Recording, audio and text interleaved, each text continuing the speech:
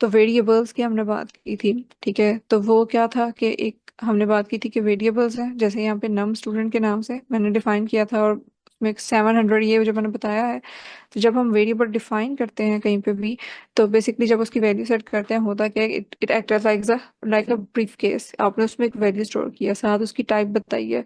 अब वो brief case कहाँ पे जाके आपके लैपटॉप की मेमोरी में जाके स्टोर हो गया, जहाँ पे बिलियंस ऑफ ब्रीफ केसेस इस तरह के स्टोर करने की कैपेसिटी है। राइट। जब आपने यहाँ पे स्टोर कर दिया, अब लेटर ऑन उस वेरिएबल को जब भी आप कॉल करेंगे, उसमें से कोई कंडीशन लगाएंगे, वट एवर इट इज, तो वो यहाँ से ही इंफॉर्मेशन को रिट्रीव करेगा। ये चीज़ यहाँ तक हमें आइडिया है कि अब जब भी एक दफ़ा ये मैंने इस वेरिएबल को अपने मेमोरी में स्टोर करवा लिया लैपटॉप की, तो उसके बाद जब भी मैंने आगे नंबर ऑफ स्टूडेंट्स की पूछना हो कि वो ग्रेटर हैं या कम हैं या ज़्यादा हैं, उसको कंपेयर करो, तो जब भी मैं इस वेरिएबल को कॉल करूंगी, तो अब वो नए सिरे से मुझे इसको ये नहीं बताना पड़ेगा कि वेदर, अगर मैं इसे कहती हूँ कि वेदर लाइक चेक करो कि 100 से कम है या ज़्यादा है, तो उसको अब मुझे दोबारा नहीं बताना पड़ेगा इस वेरिएबल में क्या है, until unless I have to update और मॉडिफाई इट। तो मैं उसमें जो डायरेक्टली अपनी मेमोरी में जाके देखेगा कि उसमें अगेंस्ट क्या वैल्यू स्टोर हुई है, और उसको प्रोसेस कर देगा। राइट, ये चीज़ यहाँ तक लाइक एक कॉन्टेक्स्ट बनाने के लिए आपको रिकॉल करवाएंगे कि वेरिएबल क्या था। अब अगर मैं कंडीशंस की बात करूं कि पाइथन में कंडीशंस क्या हैं, क्या कंट्रोल स्ट्रक्चर है, इसको स्टार्ट करने के लिए लेट्स सपोज एन एग्जांपल। अच्छा, मैं देख रही हूँ कि अगर बारिश होगी, ठीक है, if it will rain I will take umbrella outside. ठीक है, तो ओके, सो कंडीशन आ गई रेन की। ठीक है, कि अगर बारिश हुई, तो फिर उसके साथ एसोसिएटेड काम क्या है कि मैं अम्ब्रेला लेकर जाऊंगी। सो मैं तो एज अ ह्यूमन, ओके ठीक है, मुझे देखना है तो मैं बाहर जाके देख लूंगी, ये मतलब या वेदर फोरकास्ट देख लूंगी, एंड आई विल नो कि whether it will going to rain और not, whether I will be using umbrella और नॉट।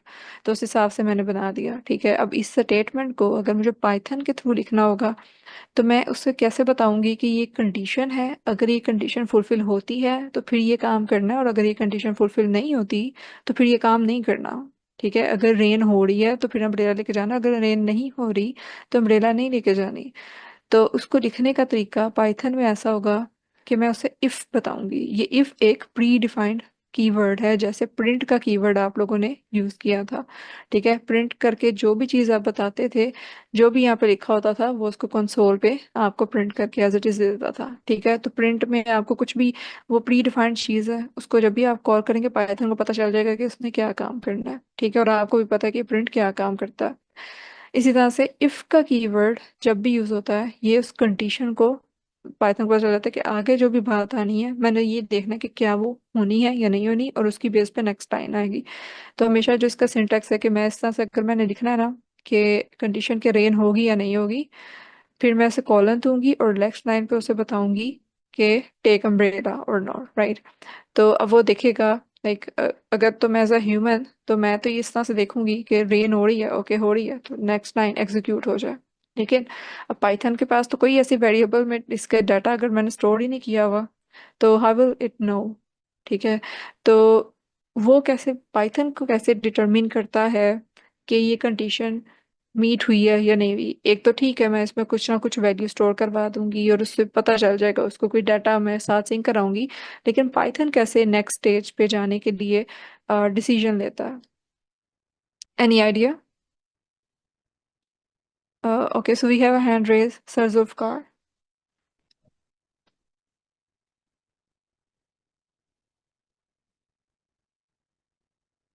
ओके ओके, ठीक है जी। तो बाकी जी, मोहम्मद अवैस। मैम बेसिकली वो पाइथन किसी पॉइंट के ऊपर ना वो सर सबमिट। आप, उसने बुलियन में इसको डिसाइड कर लिया। ठीक है, उसे अगर वैल्यू ट्रू मिलती है किसी एक पर्टिकुलर चीज की, जो भी कंडीशन हमने यहाँ पे दी है, इफ के बाद उसे साफ पता है कि उसके बाद जो मैं चीज लिख रही हूँ, ये मैं कंडीशन लिखूंगी। ठीक है, और अगर ये वो कंडीशन मीट करती है, यस, जी बिल्कुल ठीक, उन्होंने चैट में बताया कि पाइथन चेक करता है कंडीशन को कि ट्रू होगी या फॉल्स होगी, वो बुलियन में चेक करता है। तो अगर ट्रू है तो then it will move forward to the next line to execute that, और अगर यहीं पे कंडीशन ही फॉल्स होगी है तो दूसरी लाइन पे मूव ही नहीं करेगा। सो ये एक जनरल था, लेकिन अभी मजीद इसको इलेबोरेट भी करेंगे और मजीद इसको भी डिस्कस भी करते हैं, तो ये चीज़ें काफ़ी क्लियर होंगी।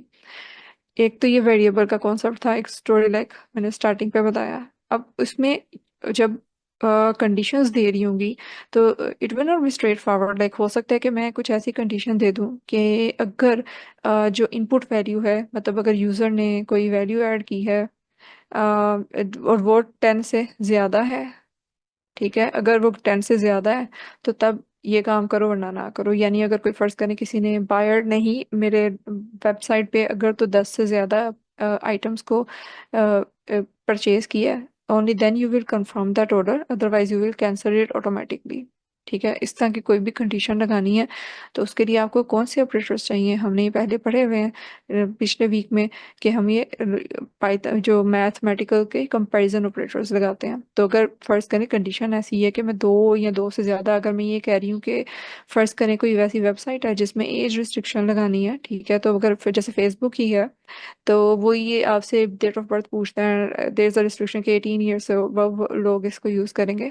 तो अगर फर्ज करें जो इनपुट है यूज़र का डाटा आता है एज का, और वो है लेस देन 16, तो पाइथन पे वो एक कंपैरिजन ऑपरेटर होगा, या मतलब कोई भी ग्रेटर देन या लेस देन का, जिसे पता चले कि अगर जो एज इनपुट आई है अगर वो ग्रेटर देन 18 है, देन ओके। इफ की कंडीशन के साथ इफ लगाऊंगी तो उसे पता चलेगा अगली चीज क्या है, कंडीशन है। कंडीशन ट्रू है या फॉल्स है उसने ये चीज चेक करनी है। अगर ट्रू है तो अगली लाइन मीट करे, यानी फिर उसे अलो कर देगा, नहीं तो फिर अलो नहीं करेगा। इट्स नॉट दैट सिंपल, लेकिन एक जनरल एक समझाने के लिए। ठीक। ओके। तो मतलब कंपैरिजन ऑपरेटर में ये कंपैरिजन ऑपरेटर्स जो हमने पहले पढ़े थे, उनका वो सिंपली हमने तो तब वो मैथ के सवाल थोड़े बहुत सॉल्व करके देख लिए, लेकिन इनका यूज़ हम यहाँ पे कंडीशंस में देखेंगे जब हम प्रोग्राम्स बना रहे होंगे। ठीक है, तो वहाँ पे यही कंपैरिजन ऑपरेटर्स यूज़ होते हैं। वी नो कि डबल इक्वल का साइन लगाया तो ये असल में चेक कर रहा है कि क्या ये दोनों चीज़ें इक्वल है या नहीं है। ग्रेटर देन लेस देन, अगर एक्सक्लेमेशन मार्क पहले आया है दैट दैट मीन्स कि ये इक्वल नहीं है, वी आर टेलिंग दैट। ठीक है, तो इसमें जैसे 3.2 is not equal to 3, so that's of course true statement. लेकिन अगर मैं ये कहती हूँ कि 3.2 sorry 5 - 5 is not equal to 0, तो असल में तो 5 - 5 भी तो 0 ही है, तो असल में तो 5 - 0 इक्वल टू 0 है, लेकिन इसने यहाँ पे गलत लिखा तो एक फॉल्स स्टेटमेंट है। ठीक है, तो इस तरह से ये जो है ना एक थोड़ा सा कंपैरिजन ऑपरेटर का ओवरव्यू है। यहाँ तक किसी का कोई क्वेश्चन या कंफ्यूजन है? एक्सप्लेन योर, लिखा हुआ है 5 is greater than and equal to 5। अब दूसरा वाला 5 इससे ग्रेटर तो नहीं है लेकिन इक्वल है। ठीक है, तो इन दोनों में से ग्रेटर और इक्वल में से बीच में और था, तो इसका मतलब इन दोनों में से कोई भी एक कंडीशन फुलफिल होती है तो ओवरऑल ट्रू वैल्यू आएगी। इस चीज को हम मजीद आगे देखेंगे। दीज आर लॉजिकल ऑपरेटर्स जिसमें एंड और नॉट इस तरह के आपने यूज किए भी होंगे पहले। ठीक है, इसका कॉन्सेप्ट हो सकता है नए पहले हो भी काफी पार्टिसिपेंट्स को, नहीं भी है तो हम इसको थोड़ा सा आगे कंडीशंस के साथ कैसे यूज करते हैं देखेंगे। फिलहाल के लिए कंपैरिजन ऑपरेटर्स को जो मैथमेटिकली हमने पहले पिछले वीक में पढ़े भी हैं, हम इसको यूटिलाइज करके जो है इफ स्टेटमेंट्स बनाते हैं। ठीक है, इफ स्टेटमेंट्स क्या थी, जो अगर तो किसी का क्वेश्चन है तो then keep raise your hand, otherwise lower your hands, right. Lower कर दें हैंड्स अगर क्वेश्चन है। क्या है प्रोग्रामिंग में इफ स्टेटमेंट्स हैं कि हम कंडीशन दे रहे हैं, उसका नाम ही इफ स्टेटमेंट भी हम इन अदर वर्ड्स कह सकते हैं, कंडीशनल स्टेटमेंट। ठीक है, इसमें क्या है, ऐसा ब्लॉक ऑफ कोड जिसमें हम कोई ना कोई कंडीशन रख देते हैं। जैसे मैंने बताया कि रेन होगी तो then I will take umbrella, तो अकॉर्डिंग करते हुए भी we will set a condition, और अगर वो फुलफिल होती है तो देन ट्रू है, तो तब नेक्स्ट लाइंस ऑफ कोड को एग्जीक्यूट करो वरना नहीं। ठीक है, तो इस तरह से ये एक जैसे मैंने पहले बताया था सिंटैक्स कुछ इस तरह से दिखेगा कि आप इफ का कीवर्ड लगाएंगे, मेक श्योर कि वो स्मॉल लेटर्स हो, then condition, and then in the next line you will write the body of if statement कि अगर वो ट्रू होती है कंडीशन तो तब नेक्स्ट लाइन क्या एग्जीक्यूट करनी है। अगर यहीं पे फॉल्स आता है तो फिर ये नेक्स्ट लाइन पे मूव नहीं करेगा। ठीक है, तो that's how if condition works. तो अगर यहीं पे हमें फॉल्स मिल जाता, इन केस कोई ऐसी स्टेटमेंट होती कि अगर मैं कह रही हूँ कि अगर जो यूजर की एज है 18 से लेस है तो तब उसको एक्सेस देनी है या नहीं देनी। ठीक है, तब उसको एक्सेस दे। ठीक है, अगर ग्रेटर देन 18 है, अगर मैं इसे कहती हूँ कि if age is greater than 18 then access is equal to true, या एक्सेस एक्सेस कर दें, ठीक है। इस तरह से कोई मैंने कीवर्ड में फंक्शन इस तरह से कोई बनाया हुआ है जिसको मैं कह रही हूँ कि ओके हो जाए, ठीक है। जो मैंने पहले से स्टोर करवाया हुआ पाइथन में, ठीक। तो अब एज इज इक्वल टू 18, अगर ये फर्ज करें कि इज ग्रेटर देन 18 की जो कंडीशन है, greater than and equal to 18 की कंडीशन है, अगर वो फॉल्स आ जाती है, यानी जो इनपुट डाटा उसने एज में एंटर किया होगा, जो अपडेट हुई होगी, फर्ज करें वो 16 है, तो वो नेक्स्ट लाइन पे मूव ही नहीं करेगा, ठीक है। यहीं पे फाल्स रिटर्न हो जाएगा और एरर आ जाएगा, ठीक है। वो इसको एग्जीक्यूट ही नहीं करेगा नेक्स्ट लाइन पे। तो ये हम अभी करके देखेंगे, तो हम देखते हैं कि कैसे वर्किंग करता है, ठीक है। थ्योरेटिकली तो अब हमने देख लिया, so let's just try giving an example ताकि हमें उससे ज़्यादा सही आइडिया हो जाए।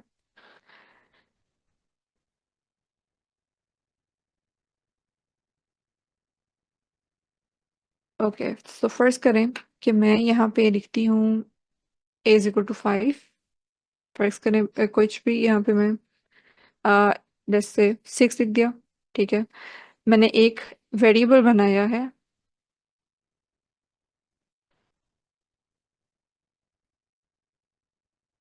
ए इज इक्वल टू 6, और अब मैं इस वेरिएबल के बाद कंडीशन एक लगाती हूँ, जैसे इसने ऑटोमेटिकली भी प्रिडिक्ट कर रहा है, बट लेट्स सपोज कि मैं खुद लिख के इसे बताती हूँ कि if A is greater than 5, then print, फिर मैं उसे कहती हूँ कि प्रिंट कर दे के ग्रेटर, ठीक है। तो व्हाट डू यू थिंक कि ये क्या रिजल्ट देगा? जी सर हसन। ओके, सो वो क्या कहता है? वो यहाँ पे बता रहे हैं इंडेंटेशन एरर। सो पाइथन में मेक श्योर कि जब भी आपने कोलन लगाया ना, किसी लाइन को एंड किया कोलन से, ठीक है, जैसे मैंने यहाँ पे कोलन से एंड किया, तो नेक्स्ट लाइन हमेशा इंडेंटेशन के बाद स्टार्ट होगी। आइदर यू विल एंटर, वो एंटर का बटन प्रेस करेंगे तो ऑटोमेटिकली ले आएगा, नहीं तो टैब के बटन से आप यहाँ से इसको भी मैं लाइक कर देती आगे, लेकिन लाजमी वो 4 स्पेसेस छोड़ के नेक्स्ट लाइन स्टार्ट होगी हमेशा। इंडेंटेशन का मतलब ये है जी। मैं क्या प्रिंट होगा? Not great. Greater. That's great. Yes, that's great. Not greater. Yes, not greater print होगा। सही।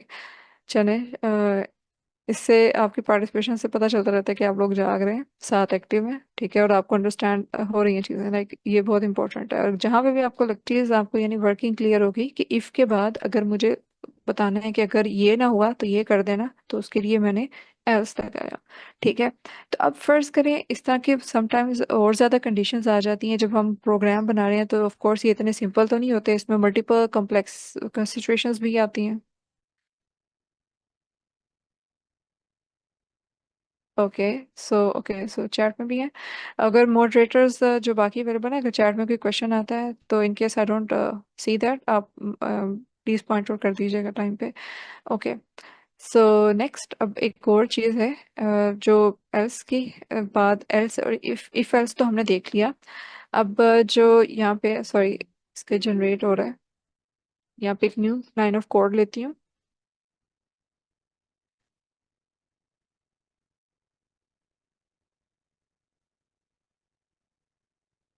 जी, तो अब इसमें मैं फर्ज करें कि ज़्यादा कंडीशंस दे रही हूँ, ठीक है, कि मैं कोई 2-3 वैल्यूज़ हैं उनमें आपस में मतलब कंपेयर करके फिर बताना चाह रही हूँ, तो वो इफ़ एल्स खाली वो काम नहीं होगा। फॉर एग्जांपल कि मैं यहाँ पे एक ही वैल्यू फर्ज करें, मैं कोई भी सेलेक्ट कर देती हूँ, ए इज इक्वल टू 3, तो बी की वैल्यू मैं सेलेक्ट करती हूँ कोई रेड 5 कर दी, ठीक है। अब मैं इसे ये कहती हूँ कि अगर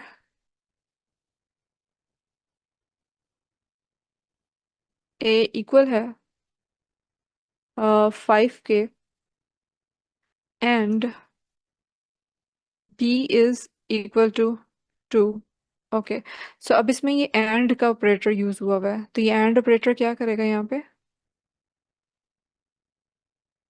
मैम ये लॉजिकल ऑपरेटर है और इनमें से एक भी अगर गलत होगा तो वो रॉन्ग आंसर आएगा। यस, एंड का मतलब ये होता है, अब इसमें ये लॉजिकल ऑपरेटर्स हैं, कौन कौन से लॉजिकल ऑपरेटर्स होते हैं, कोई बताएगा? मैम एंड होता है, नॉट होता है और होता है, और वैसे और भी होते हैं लेकिन वो यहाँ पे यूज नहीं होते। होते हैं समटाइम्स, लेकिन हाँ जनरली ज़्यादा यूज़ नहीं होते हैं, इतना वो यूज़ केस में नहीं आता।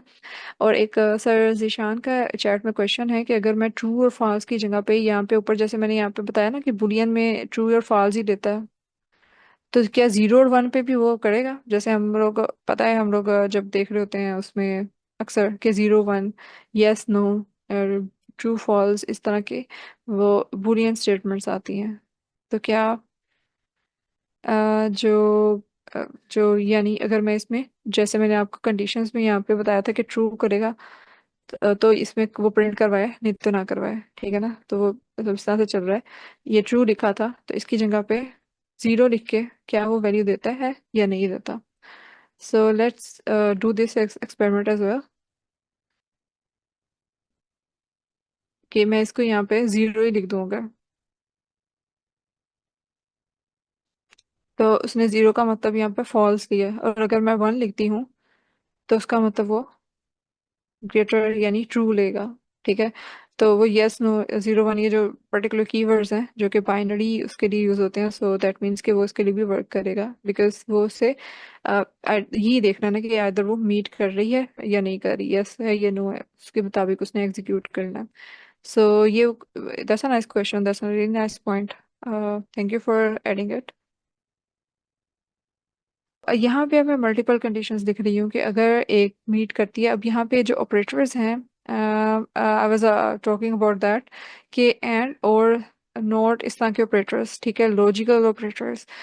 जब हम कोई भी इस तरह की लॉजिकल एक्सप्रेशंस लिखते हैं ना, तो उसमें लॉजिकल ऑपरेशंस का भी बहुत इंपॉर्टेंट रोल है। खाली हम वो जो हमने comparison operators greater than, less than, equal to, not equal to से ही ये सारे मतलब एग्जीक्यूट नहीं हो सकते। Sometimes it's a blend of logical operators and comparison operators, तो फिर जाके आप एक अच्छी कंडीशन बनाते हैं। ये कुछ जो जनरल यूज होने वाले लॉजिकल ऑपरेटर्स हैं। तो इसमें जैसे एंड का है, तो एंड का ऑपरेटर क्या होता है? Can anyone explain? A five के इक्वल है और बी टू के इक्वल है, तो then print A is equal to five and B is equal to two, right? Ma'am इसको थोड़ा सा जूम कर मैम दे। सॉरी मैम सॉरी इसको आई स्प्रिंग में कर दें। आ, ये तो मैंने मतलब अदरवाइज ये कर दो, लेकिन यहाँ पे जैसे मैं कह दूंगी कि A is equal to five and B is equal to three, मतलब कि कोई भी इस तरह से कंडीशन मैं ले सकती हूँ। Is not equal and B is not equal to two, मतलब कुछ भी इस तरह से मैंने यहाँ पे प्रिंट करवा दिया। अब यहाँ पे जी मैम सुबह,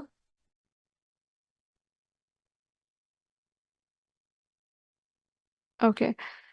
तो ये कंडीशन अगर ma'am Samra, yes you raise your hand, सरसान रेज्ड हैंड। हाँ मैम, वो आपको यही बताना था कि डबल है। ओके ओके ओके, ठीक है, दैट्स ग्रेट। अच्छा, तो ये दोनों तो कंडीशंस ये मैंने हमने पहले भी देखनी होगी, इफ एल्स ये होता है। अब क्योंकि एक से ज्यादा चीजें थी तो हम इसको मजीद तरीके से भी हैंडल कर सकते हैं, कि अगर ए फाइव के इक्वल नहीं है और बी इसके, तो ये अदरवाइज नहीं इक्वल, तो उसको डायरेक्टली नॉट इक्वल कह दे। लेकिन अगर बीच में कोई और कंडीशन हम ऐड करना चाहें, हो सकता है कि वो ग्रेटर देन और लेस देन भी आ सकता है, तो वो कैसे ऐड करें इसमें? हम इसमें मजीद एल्स इफ स्टेटमेंट्स ऐड कर सकते हैं, इफ और एल्स के दरमियान में, ठीक है? ये इफ और एल्स के दरमियान में मजीद एफ जो एल्स इफ स्टेटमेंट्स हैं वो ऐड हो सकती हैं। अब यहाँ पे एक वर्ड यूज होता है एलिफ का, एल्स इफ को इकट्ठे एलिफ भी कहते हैं, ठीक है? तो यानी एल्स इफ को इकट्ठे करके दरमियान में एक हम एल्स इफ लिख सकते हैं, कि एल्स इफ अगर इन दोनों में से मीट ना हो, मतलब उसके अलावा दरमियान में एक और ऑप्शन रख देते हैं कि अगर ग्रेटर देन या लेस देन या कोई ऐसा रख देते हैं कॉम्बिनेशन, कि अगर वही मीट करता हो तो हम कुछ न्यू चीज भी थर्ड ऑप्शन के तौर पे प्रिंट करवा लें, ठीक है? तो क्योंकि एल्स का मतलब ये है कि जब कुछ भी ऊपर वाला नहीं हुआ, कंडीशन मीट नहीं हुई, जितनी भी ऊपर कंडीशंस थी बारी बारी, तो फिर एंड पे इस पे आओ, ठीक है? लेकिन अगर उससे पहले मैं मजीद कंडीशंस इसमें देना चाहूँ इसके अलावा भी, तो मैं दे सकती हूँ, ठीक है, मल्टीपल ऑप्शंस को मजीद कस्टमाइज करने के लिए। तो अब जैसे यहाँ पे मैं ये लिख देती हूँ कि एलिफ एल्स इफ की जगह पे एल्स इफ या एलिफ, इफ और एल्स के दरमियान में हम मजीद कंडीशंस ऐड करने के इस तरह से एलिफ के थ्रू ऐड कर सकते हैं। तो मैं अगर फर्स्ट करें, यही जो इसने स्टेटमेंट दिया है वो कह रहा है कि अगर ए 5 की इक्वल और बी नॉट इक्वल टू 2 है, तो मैं ये लिख सकती हूँ कि B is not equal to 5, या फिर मैं इसको ग्रेटर देन इक्वल टू का कुछ इस तरह से भी करके दे देती हूँ, less than and equal to है, ए 3 है ना, तो इस तरह से लिख दिया, less than is less than जी, यस मैम मास। मैम जब आपने उसको स्ट्रिंग में नहीं लिखा था प्रिंट के अंदर, तो वो हम्म। इज और एंड को हाईलाइट कर रहा था, मतलब वो उसके स्पेशल मीनिंग है पाइथन में। एंड का तो पता है, इसका बता दें। ओके, सो वो वहाँ पे लाइक वो असल में यहाँ पे वो ऑटोमेटिकली प्रोडिक्ट कर रहा है, शायद आपको वो नजर आया। नो मैम, जब फर्स्ट टाइम मिस्टेकनली स्ट्रिंग आपने नहीं ऐड की थी ना, तो तब हम्म। वो इज और एंड को हाईलाइट कर रहा था, मतलब वो उसके सिंटेक्स में जिस तरह होता है। तो वो एंड का तो पता है कि वो कंपैरिजन ऑपरेटर है, सॉरी लॉजिकल ऑपरेटर है। तो ये इज का क्या होगा? हाँ, ये भी एक कीवर्ड है, लाइक ये कीवर्ड टेस्ट करता है कि वेदर लाइक वही चीज़ है जो आप रेफर कर रहे हैं। ये जैसे ए इज इक्वल टू, जैसे हम कहते हैं ना ए इज इक्वल टू 3, तो उसमें इज वो उसी तरह ही रेफर करता है कि ये इसके इक्वल है, ये वही चीज़ सेम रेफर कर रहा है उस सेम ऑब्जेक्ट को या नहीं। तो वो उस पे इसका जो कीवर्ड है ये भी बूलियन हमें रिटर्न करता है कि अगर वो ट्रू है तो मतलब वो चेक करता है कि वाकई में वो चीज जो हम रेफर कर रहे हैं, जैसे ए इज इक्वल टू 3, तो वो देखेगा कि वाकई इज वो वैसा है या नहीं है, तो ट्रू रिटर्न करे, नहीं तो फॉल्स रिटर्न करे। इट्स जस्ट टेस्ट कि आपने वेरिएबल रेफर किया है उसी सेम ऑब्जेक्ट को या नहीं। तो ये कीवर्ड है इसका पाइथन में। ओके, क्लियर हो यस। यस। ओके। सो बाकी जो जिन्होंने हैंड रेस की हुए हैं उसमें हम सिंपली यहाँ पे यही ज़्यादा यूज़ करते हैं ऑपरेटर्स, लॉजिकल ऑपरेटर्स, और जो हमारे पास कंपैरिजन और कंपैरिजन ऑपरेटर्स हैं जनरली वो यूज़ होते हैं। सो अपने एंड पे इस क्वेश्चन को मज़ीद आप लोग रिसर्च कर सकते हैं। It's all up to you, later on हम इसको वीकेंड की सेशंस में भी डिस्कस कर लें। पे अब मैंने एक एल्स इफ की मज़ीद कंडीशन ऐड की थी कि अगर इनमें से कोई ट्रू हो जाए, तो एटलीस्ट अगर ये वैल्यू अगर फर्स्ट कैन एग्जैक्ट नहीं आती वैल्यूज, तो डायरेक्टली एल्स पे जाने के बजाय अगर कोई और बीच में मिडल कोई लाइन ऐसी निकलती है तो एक नई चीज़ भी स्टेटमेंट प्रिंट हो जाए। ठीक है, क्योंकि हर दफ़ा हो सकता है ये वैल्यूज हम ना दे रहे हो प्रोग्राम में, हम ये इनपुट डाटा यूज़र से ले रहे हो, वो भी हम अभी करके देखेंगे कि जब हम यूज़र से इनपुट डाटा ले रहे हैं तो डाटाबेस में हर तरह की कंडीशंस आ सकती हैं। तो बजाय इसके कि खाली हम यही फर्ज करें यूज़र की एज पूछी है और हम उसे क्लासिफाई कर दें कि 18 से ज़्यादा है या 18 से कम है, हम रेंज में उसे क्लासिफाई कर दें यहाँ पे इफ एलिफ एल्स की स्टेटमेंट्स बना के। ठीक है, तो वो बता दे कि अच्छा रेंज इतनी बन रही है जो उसने क्लासिफाई किया है, इधर वो 10 से 12 साल का है, 12 से 18 का है, 18 से वो 20 का है, मतलब वो इस तरह से रेंज में उससे उतना ही ज़्यादा कैटेगराइज्ड वे में आपका डाटा चले जाएगा। सही। तो जितनी ज़्यादा आप इसमें मज़ीद इसमें कंडीशंस ऐड करेंगे, सो उतना ही एलेबोरेटिव आप उसका आपका वो प्रोग्राम होगा। यस, आप एलिफ को मल्टीपल टाइम्स में यूज कर सकते हैं, multiple times. Yes, so that's a really nice point two add, thank you for adding it. आप मल्टीपल टाइम्स यूज कर सकते हैं, स्टार्ट इफ से होगा, एंड एल्स से होगा, बीच में जितने मर्जी एलिफ्स लगाएं। ठीक है, अपने आपकी कंडीशन के मुताबिक है। इसको आप एक्सपेरिमेंट करके अपने पे देख भी सकते हैं, एलिफ कंडीशंस ये मिडल में ही आएंगे इनके एफ और एल्स के। जी मैम समरा। मैम ये एलिफ की जो आपने स्टेटमेंट लिखी है, उसके बाद जो हम्म। प्रिंट के अंदर जो आपने स्ट्रिंग दी है, जो स्टेटमेंट दी है, is less than and equal to 5, okay, yes ये ये गलत है, यस। यस, वो ये मैंने इसको जस्ट रेंडमली लाइक कोई भी स्ट्रिंग में देना चाह रही थी, कुछ भी आप लिख ओके। दें और प्रिंट करवा दें। यस। तो एनीहाउ, तो वो इसमें यहाँ पे अब देखें, मैं इसको थोड़ा सा चेंज भी करती हूँ बिकॉज आई रियली वांट कि ये बीच वाली स्टेटमेंट कहीं से है, तो ए इज ग्रेटर देन 5, तो मैं इसको लिख देती हूँ कोई 8 इसकी वैल्यू, और b is not equal to true. तो अब ये क्या करेगा, और यहाँ पे मैं इसको और करके देखती हूँ,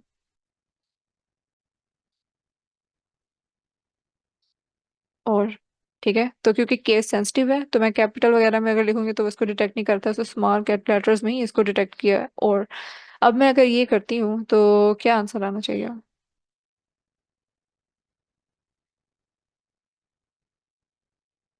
जी, Asmatullah. That's great, very nice explanation. कि देखें उसने एफ इफ पे गया, ये फॉल्स है, अब ये इस पे जाएगा ही नहीं, ये तो कट हो गया, इस पे जाना ही नहीं उसने, इसने यहाँ पे फॉल्स हुआ है, नेक्स्ट लाइन पे नेक्स्ट कौन सी कंडीशन है उस पे जाएगा। तो जब तो एलिफ नहीं था तो फिर तो नेक्स्ट एल्स ही थी ना, तो एल्स पे चला गया डायरेक्टली। तो जो एग कह रहे थे वो मोस्ट प्रोबेबली ये सोच के कह रहे थे कि इफ के बाद एल्स पे जाएगा, नहीं, उसके दरमियान में अगर कोई कंडीशन दी हुई है तो फिर वो उस नेक्स्ट कंडीशन पे मूव करेगा। तो अब फिर एलिफ है तो उसके बाद एलिफ पे जाना है उसने। ठीक, अगर एलिफ पे भी कोई कंडीशन फुलफिल ना होती फिर वो एल्स पे मूव करता। राइट। तो is that clear to anyone? जो एग कह रहे थे उनको क्लियर हुआ है? Yes ma'am, yes. Okay, Ma'am, so I have another question. Yes, Ma'am, आपको ये हो सकता है कि आप कोई फंक्शन डिफाइन कर दें, ठीक है, फिर वो ये देखेगा फंक्शन कि जो जो सी भी लाइन का रिजल्ट आया वो सारे प्रिंट हो जाए। ठीक है, तो वो फंक्शंस पे भी हम नहीं गए, तो अभी हम इसको यहीं पे रखते हैं कि और होता क्या है बेसिकली, जब हमने इस तरह का कोई फंक्शन डिफाइन ही नहीं किया कि वो हर आउटपुट को प्रिंट करे, तो फिर उसमें ये होगा कि वो लाइन वाइज मूव करेगा, जो सी पहली कंडीशन मीट हुई है वहीं पे कोड स्टॉप हो जाएगा। ठीक है, वहीं पे वो चीज़ प्रिंट करवाएगा, नेक्स्ट लाइंस पे कंडीशंस को देखेगा भी नहीं। जी sir Hasan. Ma'am if else में है कि कोई ना कोई एक एट अ टाइम एग्जीक्यूट होगी। स्विच के अंदर होता है कि मल्टीपल कंडीशंस अगर सेटिस्फाई हो रही हैं तो वो दोनों ही हम्म, एग्जीक्यूट हो जाएंगी, अगर दो सेटिस्फाई हो रही हैं तो हाँ अब if ji. is it possible if our both conditions are true what print। तो देखें जिस तरह मैम ने स्टार्ट में बात की थी ना कि आप एक बच्चे को चीज़ लेने के लिए भेजें कोई, और आप उसको कहें कि अगर ये चीज़ ना हो तो ये चीज़ लेना। अब वो बच्चा गया दुकान पे तो चीज़ अवेलेबल थी तो वो ले आएगा, दूसरी तरफ वो जाएगा ही नहीं। तो ये जो है ना कि अगर हम दो कंडीशंस जो हैं उनको सेम लिख दें तो ये लॉजिकल एरर है। हमने लॉजिक ठीक रखनी होती है।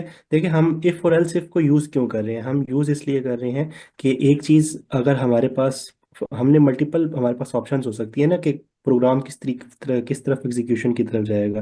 तो दो स्टेटमेंट्स जो हैं हम सेम इसलिए भी नहीं रखते होते हैं। भी स्विच यूज नहीं किया, और इवन गिग फॉर गिग्स पे अगर आप देखो ना तो वहां पर भी यही लिखा हुआ है। बाकी आप इसकी डॉक्यूमेंटेशन भी देख सकते हो। तो पाइथन में स्विच नहीं होता, ठीक है। अगर आपने स्विच का काम करना है ना तो वो आप डिक्शनरी मैपिंग के थ्रू कर सकते हैं। अभी क्या है, मे बी हम डेटा स्ट्रक्चर्स जो आगे आएगा शायद उसमें देखें, लेकिन पाइथन में एज सच मतलब स्विच वाला कोई कॉन्सेप्ट नहीं है, इफ एल्स ही है। क्योंकि मैंने अब तक पाइथन में स्विच वाला कभी पढ़ा नहीं, switch a case statement. If condition है, ये उसके अंदर एक इनर इफ कंडीशन है, इफ और एल्स यहाँ पे एक तो ये वाला जो है बेसिकली ये वाला इफ कंडीशन इस वाले इफ कंडीशन के अंदर आई हुई है।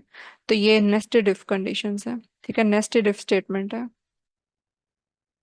सो इस केस में क्या हो रहा है कि वो देख रहा है कि अगर नंबर 5 है तो क्या वो अब नंबर जो है उसने देखा है कि अगर 0 से greater than and equal to है, तो अगर तो greater than and equal to है तो फिर जो है ये वाला नेस्टेड इफ चलेगा।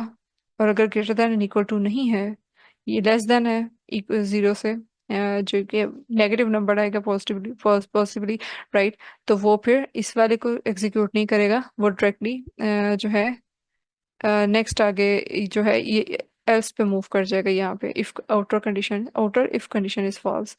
तो ये जो नेक्स्ट उसने साथ ही इमेज एक बनाई हुई है कि अगर यहाँ पे ही वैल्यू जैसे यहाँ पे माइनस में आ रही है वैल्यू, तो यानी ये जो कंडीशन थी यहाँ पे फॉल्स हुई। ठीक, तो इसकी नेक्स्ट जो इंडेंटेशन के बाद वेरी नेक्स्ट लाइंस हैं इसकी कोड ऑफ ब्लॉक है ना इंडेंटेशन के बाद, जो कि एक नेस्टेड इफ स्टेटमेंट है। ठीक है, तो उस पे नहीं जाएगा, और वो डायरेक्टली अपने ही आउटर वाले एल्स के ऊपर जाके वो क्लोज कर देगा। सही, और जब नेस्टेड इफ है उसके अंदर भी अपनी फिर इफ के बाद उसके अपना एल्स भी है, राइट, कि अगर ये रिक्वायरमेंट मीट नहीं होती तो फिर ये रिक्वायरमेंट है। सो इसको नेस्टेड इफ स्टेटमेंट्स कहते हैं। इसका कॉन्सेप्ट क्लियर हुआ है कि नेस्टेड इफ स्टेटमेंट क्या होती है? बहुत ज़्यादा किसी चीज़ को कैटेगराइज करना और इलाबरेट करना, लाइक फिर हम नेस्टेड इफ स्टेटमेंट्स यूज़ करते हैं। जैसे यहाँ पे क्या है इसमें, एक तो इफ एल्स की ये कंडीशन, इफ एल्स ये है एक कंडीशन, ठीक है ना, तो ये हो गई उल्टा लूप। लेकिन यहाँ पे मैंने बीच में एल्स या एलिफ लगाने के बजाय इंडेंटेशन के बाद यहाँ पे जो है नेस्टेड इफ यानी एक और इफ की कंडीशन दी हुई है और उसका इफ का उसका अपना एल्स है। ठीक है, अब यहाँ पे इंडेंटेशन नोट करें जो एक मैम ने भी बिल्कुल स्टार्टिंग पे बात की थी यहाँ पे कि कौन सी लेवल की इंडेंटेशन है, ये भी बड़ा इंपॉर्टेंट है। अब इसके बाद एक टैब के बाद आ रहा है ना ये एल्स, तो ये एक टैब के बाद आ रहा है तो इसका मतलब ये है कि ये इसका एल्स है। और ये वाला जो एल्स है अगर इससे देखा जाए ना तो ये दो टैब्स के बाद आया होगा। ठीक है, ये दो टैब्स के बाद है, इसका मतलब ये कि ये वाला एल्स इसका नहीं है, ये इस वाली लूप का एल्स है। इस वाली ऊपर वाली जो ये इनर इफ स्टेटमेंट है, नेस्टेड वाली जो इसे बनाती है इनर इफ स्टेटमेंट, ये उसका एल्स है। तो यहाँ पे ये लेवल्स ऑफ इंडेंटेशन बहुत ज्यादा काउंट होती हैं। अगर मैं इसको यहाँ पे लिख देती हूँ ना इसके बराबर, जैसे यहाँ पे एल्स है, तो इसको समझेगा कि ये इफ इसका एल्स है, तो ये इसको देखेगा कि इसके इसके साथ एल्स कंडीशन दी ही नहीं हुई। ठीक है, तो इसका एल्स समझेगा आउटर वाले नेस्टेड का। सो इसमें इंडेंटेशन बहुत मैटर करती है। सो होगा क्या कि उसे जो भी मैंने कंडीशन दी इफ के बाद, ठीक है, अगर तो वो ट्रू है, जैसे यहाँ पे 5 बाकी जो गिवन नंबर है वो ग्रेटर देन और इक्वल टू ट्रू है, 0 है। ठीक है, यानी ग्रेटर देन 0 है तो वो ट्रू कंडीशन है। तो ट्रू कंडीशन का मतलब ये है कि जो अब इसके इंडेंटेशन के बाद नेक्स्ट लाइन है वो एग्जीक्यूट होगी। तो नेक्स्ट लाइन क्या है, if number is equal to 0, तो फिर ये कोड के मतलब कुछ भी प्रिंट करो या कुछ भी आगे एग्जीक्यूट करो, प्रिंट ना भी करवाएं, हो सकता है हम आगे इसको मजीद कुछ कंप्यूटेशन करवा रहे हो इसमें, एल्स डू दिस। ठीक है, तो यहाँ पे इफ नंबर इक्वल टू 0, अब देखेंगे क्या इक्वल टू 0 है, नहीं है, 0 के इक्वल नहीं है, ये 5 था। ठीक है, तो इसका मतलब है इफ के बाद भी जो कोड है ये प्रिंट नहीं होगा, फिर वो नेक्स्ट इसके एल्स पे जाएगा।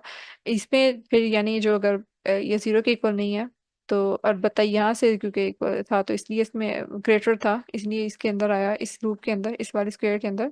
यहाँ पे उसने एल्स देखा, एल्स में अब जो भी उसने कोड दिया होगा फिर वो वर्क कर जाएगा। सही, और वो जैसे ही एग्जीक्यूट होगा तो ये खत्म हो जाएगा। सही, फिर वो इधर नहीं जाएगा, फिर यहीं से खत्म हो जाएगा। लेकिन अगर यहाँ पे जो है नंबर फर्ज करें -5 है, तो अब क्या हो रहा है, ये वाली कंडीशन जो थी ना ग्रेटर देन 0 की वो कंप्लीट नहीं हुई, ये फॉल्स हो गई है। सही, तो जब ये फॉल्स हुई है तो अब ये यहाँ पे नहीं जाएगा, सॉरी यहाँ से, सॉरी ये वाली जो इससे नेक्स्ट लाइन पे नहीं जाएगा, फिर वो एल्स पे डायरेक्टली आउटर अपने जो एल्स है उसमें जाएगा, जो कि इस आउटर वाले कंडीशन से रेलिवेंट है। इस वाले एल्स में नहीं जाएगा क्योंकि ये इससे इंडेंटेशन का डिफरेंस देखें, इंडेंटेशन से उससे पता चल रहा है कि ये वाला एल्स उससे रेलिवेंट है, ये वाला नहीं है, ये इस वाले का। ओके जी, अब क्वेश्चंस आ रहे हैं यहाँ पर डिपेंडेंसी का कॉन्सेप्ट आता है नेस्टेड के अंदर, कि पहले वाला इफ अंदर वाले इफ के ऊपर डिपेंडेंट है और अंदर वाला इफ ऊपर वाले इफ के साथ डिपेंडेंट है। अगर यहाँ पर किसी को कुछ ऐड करना है तो वो कर। Thank you very much. This is really nice explanation towards it. Like जो आपने बताया है इंडिपेंडेंट का, डेफिनेटली ये आपस में एक दूसरे पे डिपेंडेंट है, यानी पहला एग्जीक्यूट होगा तो तभी इस पे आएगा ना, इस वाले इफ पे।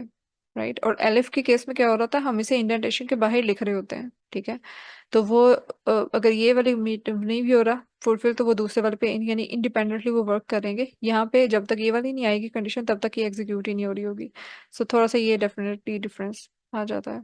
इसमें ना आप इसको कंप्यूटर की नज़र से देखें कि कंप्यूटर इसको कैसे समझ रहा है। कंप्यूटर जो है वो, क्योंकि पाइथन जो है वो इंटरप्रेटर यूज़ करता है, लाइन बाय लाइन चीज़ों को देखता है। तो यहाँ से वो स्टार्ट हुआ, उसने देखा कि यार अच्छा, एक वेरिएबल डिक्लेयर करो नंबर इज इक्वल टू 5, उसने कर दिया। फिर उसने कहा कि चेक करो कि if number greater equal to 0, ये जो नंबर है ये 0 से ग्रेटर एंड इक्वल है, हाँ ये तो बड़ा है, तो इसका क्या करो कि इधर आ जाओ। यहाँ पे आ गया, यहाँ पे आके दोबारा चेक करो। अब 0 से तो बड़ा है, लेकिन क्या 0 तो नहीं है, हमने कहा है कि ग्रेटर इक्वल टू 0 हो या 0 से बड़ा हो। अब हमने फिर दोबारा एक और इफ स्टेटमेंट से ये पता लगा लिया कि अगर ये 0 है तो तुम ये यहाँ पे जो कोड होगा उसको एग्जीक्यूट कर देना, और लेकिन अगर 0 नहीं है, 1 से लेके 5 के दरमियान कुछ है, तो ये वाला पार्ट एग्जीक्यूट कर देना। इसको आप ऐसे ही समझें कि आपको कोई कहता है कि मैथमेटिक्स डिपार्टमेंट की सेकंड फ्लोर में रूम नंबर 35 में जाके ये चीज़ ले आओ। आप मैथमेटिक्स डिपार्टमेंट में गए, वहाँ पे सेकंड फ्लोर में गए, वहाँ पे रूम में आप गए, आपने वो चीज़ ली और वापस आ गए। तो ये इसी तरीके से रन कर रहा है कि वो लाइन बाय लाइन चीज़ों को देखता जाता है, फ्लो में उसके बाद फिर जब ये चीज़ एग्जीक्यूट करके ये बाहर आएगा और यहाँ पे एंड हो रहा है तो ये कोड एग्जीक्यूशन खत्म हो जाएगी। तो ये इस तरीके से थोड़ा सा इसका फ्लो चल रहा होता है। ये जो एनालॉजी थी फ्लोर और रूम की, it's a really great analogy. I hope कि बाकी लोगों को भी इस चीज़ से ज़्यादा क्लैरिफिकेशन हुई होगी। अगर उसके बगैर ही काम हो रहा है तो we try to keep it simple, right, simplify करने की कोशिश करते हैं, लेकिन अगर उसके मतलब ज़रूरत है तो then definitely we can do it. There is no अगर हम लिमिट। अगर हमारे पास कोड हो के उनमें कंडीशन सब कंडीशंस आगे आ रही हैं तो फिर हमारे लिए जरूरी होगा कि हम वो नेस्टेड यस, लूप लगाएंगे। जी यस, ठीक, thank yes. You. Thank you, welcome. Okay, अब बाकी कोई बेकरी एप्लीकेशन, जैसे मैंने थोड़ा सा बताया भी था कि वो कंडीशंस हैं वो हमारे यूज़ केस के मुताबिक हो सकती हैं। जैसे अगर स्टॉक में हम देखने के ऑर्डर जो है वो, अगर हम किसी बेकरी ने कंडीशन लगाई हुई कि एक डजन ही ऑर्डर कर सकता है, ठीक है, तो वो हम देखेंगे कि अगर मैक्सिमम 12 ही ऑर्डर कर सकेगा, ठीक है, 12 से ज़्यादा ऑर्डर नहीं कर सकेगा, ताकि अगर इन केस के ऑर्डर कैंसिल होता है तो उसके लॉस को कम किया जा सके। और दूसरा ये कि ये भी चेक करना हो कि कुकीज इनफ हैं स्टॉक में या नहीं। तो वो उसकी वेरिएबल्स में लाइक वैल्यू स्टोर हुई होगी, ठीक है, स्टॉक की ये वैल्यू है, इसकी ये वैल्यू है, तो जो भी इनपुट अब यूजर से आएगा, ठीक है, वो इसको देखेगा कि ऑर्डर वाकई में इतना ही है, इस कंडीशन के मुताबिक है और ये है, तो फिर वो फुलफिल करे ऑर्डर या नहीं करे। तो इस तरह से कोई भी ऐसी लाइक यूज केस जो डेली लाइफ से मतलब जिस पे कंडीशन हम लगा के पाइथन के थ्रू ये काम करवा सकते हैं, ठीक है। तो उसे क्या ऑटोमेट कर लेंगे ना, कोडिंग से ही हमारा यही मकसद है कि एवरीथिंग शुड बी ऑटोमेटेड। तो ये रियल लाइफ से आप देखिएगा कि क्या एग्जांपल बनती है। तो जो नेस्टेड लूप है उसकी एक एग्जांपल ये मैंने वैसे आपको देनी थी असाइनमेंट हेयर। तो इसमें अब कोड एक बनाना है जिसमें हमने इंटीजर कैटेगराइज करना है। अब इसमें दो कंडीशंस हैं हमने देखनी है। एक तो हमने ये भी चेक करना है कि इंटीजर जो है वो पॉजिटिव है या नेगेटिव है, और एक ये चेक करना है कि इवन है या ओड है, ठीक है। तो ये कंडीशंस दोनों मतलब हमने चेक करनी है, इफ पॉजिटिव और नेगेटिव, और ये भी कैटेगराइज करना है इवन या आउट। तो दो क्लासिफिकेशंस आ गई। तो अब इन दो क्लासिफिकेशंस के लिए जो ज़रूरी है कि हम ज़रा जो कंडीशंस हैं नेस्टेड इफ लगा लें तो ज़्यादा इजी हो जाएगा हमारे लिए, ठीक है। और इस तरह से कुछ आउटपुट आना चाहिए, मतलब कि पहले वो इनपुट ले इंटीजर की फॉर्म में यूजर से ही, और फिर उस जो यूजर ने इनपुट दिया है उसको क्लासिफाई करना है, तो ऐसा कुछ आउटपुट आना चाहिए, ठीक है। तो इसको करके देखते हैं। तो स्टार्टिंग पे अब आप लोग साथ साथ मुझे बताते जाएं, तो हम इसे करते हैं, इकट्ठे करेंगे। जी सर हसन से मैं इसको सेव करवाती हूँ। स्टार्टिंग पे तो हमने इनपुट लेना ना यूजर से, वो कोई भी फॉर्म में, लाइक हमने उसे कहना है कि कोई भी इनपुट दे। तो हम इनपुट के लिए क्या यूज करते हैं, कौन सा फंक्शन होता है? Input. Input function. Yes, input function है। तो उसमें मैं उसको कुछ भी यहाँ पे लिख देती हूँ कि एंटर अ नंबर, राइट, जैसे वो दे भी रहा था, एंटर अ नंबर। मैम इसको टाइप कास्ट भी कर दें। Yes, that's a really nice idea, because हम इंटीजर दे रहे हैं, तो ये ना हो कि वो मुझे वैल्यू फ्लोट या डिफरेंट वो फ्रेजेस में दे दे, अल्फाबेटिकल दे दे, तो it can cause an error. तो मैंने इसको स्पेसिफाई कर दिया कि इंटीजर ही होगा, टाइप कास्ट करवा दिया। सही, ओके। तो